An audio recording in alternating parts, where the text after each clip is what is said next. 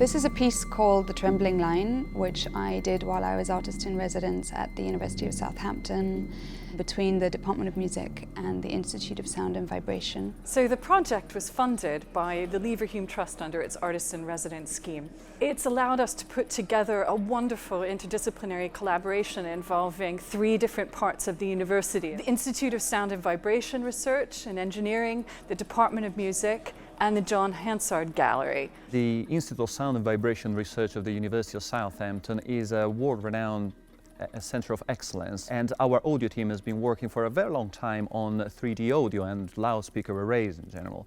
So when Aura came to us and said, I'd really like the idea of having a massive loudspeaker array that could envelop the listener, we said, definitely that's what we can do. That's really interesting for us. I was lucky enough to collaborate with different members of staff and students. The composer I worked with is Leo Grant from the Department of Music. Working collaboratively with a visual artist is a new thing for me, and was extremely interesting and creatively stimulating. We latch sound onto image in varied ways, and overall I hope the experience creates a kind of new way of reading sound in relation to image. There's a kind of disorienting experience whereby watching the film and hearing the sound spatialization, something happens perceptually.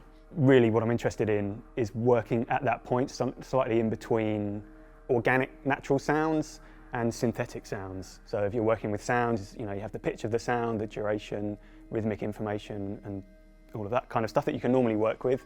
And then obviously with the spatialization, you have the position of the sounds, which means that you can create gestures in space. We used 30 different loudspeakers all around the listener. We had to be distributed almost uniformly all around the listener.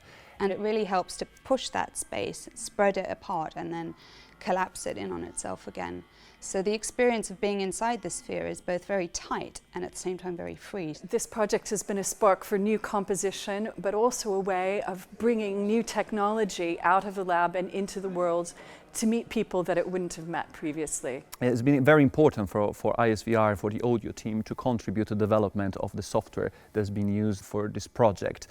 More specifically, in the context of the S3A project. This is a program grant that's supported by EPSRC, and our final objective is to bring 3D audio and all the advantages that 3D audio can offer to people's homes. So we thought that the first contact point really would be artists. Having this technology has opened up a number of new possibilities for my own compositional practice, and the hope is that now it exists as a resource.